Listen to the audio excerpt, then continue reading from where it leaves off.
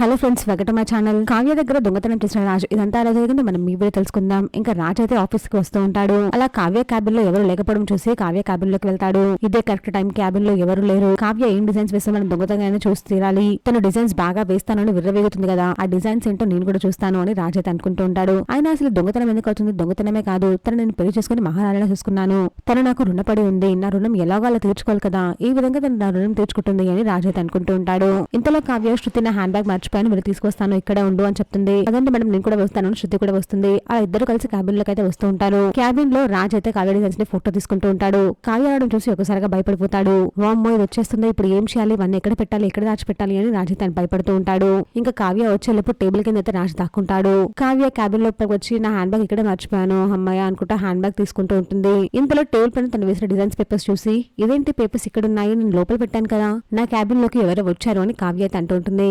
మీ cabin లోకి ఎవరు వస్తారు మేడం, ఎవరు రారు అని శృతి అంటుంది. మీరే ఇక్కడ పెట్టి మర్చిపోయారేమో అని అంటూ ఉంటుంది. లేదు, ఈ క్యాబిన్ లోకి ఎవరు వచ్చారని కావ్య అయితే వెతుకుతూ ఉంటుంది. ఇంకా రాజ్ భయపడిపోతూ ఉంటాడు. చూస్తే ఫ్రెండ్స్, ఏం జరగబోతుందో ఇలాంటి జెన్యూన్ అప్డేట్స్ కోసం మా వీడియోకి లైక్ చేసి ఛానల్ పంపించుకోండి.